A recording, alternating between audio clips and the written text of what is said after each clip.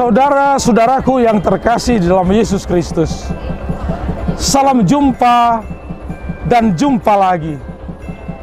Sangat senang berjumpa dengan saudara-saudara di dalam firman Tuhan. Firman yang menguatkan kita menjalani hari-hari kehidupan kita. Saudara-saudara, kebahagiaan itu datangnya dari Tuhan. Suka, duka, semua kita jalani di dalam Tuhan. Shalom, saudara-saudara yang terkasih dalam Kristus Yesus.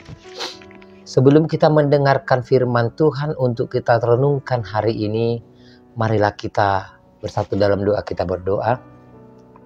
Damai sejahtera Allah yang melampaui segala akal, itulah kiranya yang memelihara hati dan pikiran saudara-saudari dalam Kristus Yesus Tuhan kita.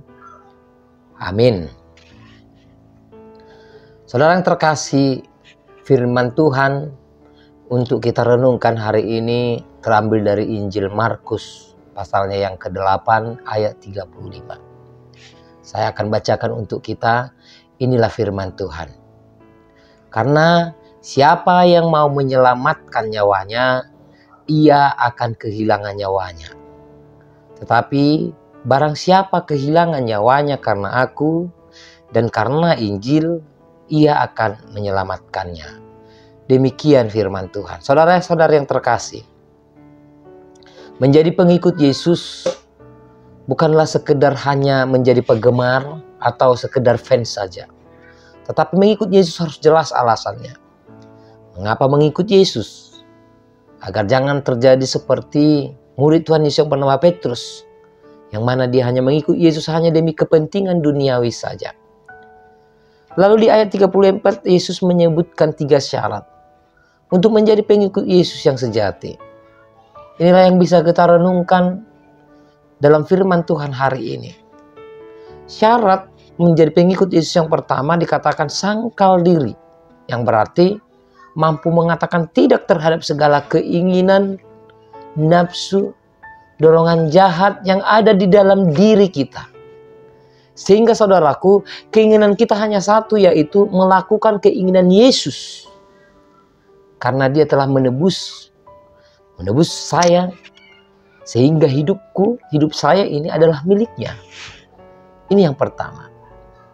Yang kemudian, yang kedua, bersedia kehilangan nyawanya.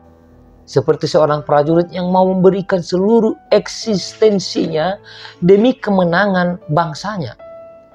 Bukan untuk menyelamatkan dirinya sendiri. Dia harus rela kehilangan. Yang ketiga, pikul salib dan ikut Yesus. Yang berarti harus rela dihina dan dikorbankan demi Yesus. Saudaraku, Yesus meletakkan salib di pundak kita masing-masing, yang walaupun berbeda-beda bagi setiap orang, tetapi hakikatnya sama, yaitu mau menderita. Tapi perlu kita ingat, bukan sekedar menderita. Salib adalah penderitaan akibat kesetiaan dan ketaatan kita kepada Tuhan Yesus. Jadi yang mau saya katakan, bukan sekedar menderita memikul salib, tetapi penderitaan itu boleh ada karena kesetiaan dan ketaatan kita kepada Tuhan Yesus. Saudaraku yang terkasih, Tuhan Yesus menuntun kesetiaan dan keberanian meninggalkan kesenangan, menuntut kita untuk meninggalkan semuanya itu, kesenangan dunia ini demi kerajaannya. Apapun yang kita lakukan selama hidup haruslah untuk kepentingan kerajaan Allah saja, agar dapat memperoleh hidup yang kekal. Hayatilah kebenaran firman Tuhan dan lakukanlah kehendaknya. Jangan tergiur dengan kenikmatan duniawi yang semu ini. Tuhan Yesus sendiri pun menolak tawaran iblis dan mengatakan bahwa kita hanya berbakti kepada Allah saja. Lukas 4 ayat yang ke-8. Hanya orang yang rela kehilangan nyawanya demi Allah dan Injil yang dapat menjadi sahabat Tuhan Yesus.